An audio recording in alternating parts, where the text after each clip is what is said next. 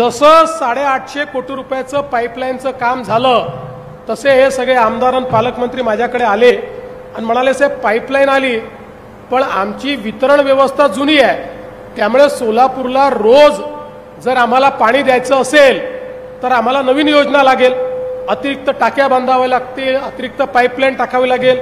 मला ठीक आहे करा. मला वाटलं 200-300 कोटीची योजना असेल, माझ्याकडे योजना घेऊन आले 850 कोटी रुपयाची. पण काळजी करू नका, त्याही योजनेला आपण मान्यता दिलेली आहे आणि 850 कोटी रुपयाची योजना करून सोलापूर सारख्या माझ्या प्रमुख शहरामध्ये, हे दक्षिणेतली आपली एक अत्यंत महत्त्वाची महानगरपालिका आहे, त्याच्यामुळे या महानगरपालिकेच्या क्षेत्रामध्ये प्रत्येक घरी रोज पिण्याचं पाणी गेलंच पाहिजे अशा प्रकारचा आपला आग्रह आहे आणि म्हणून या दृष्टीने निश्चितपणे याला देखील आपण मान्यता देतो.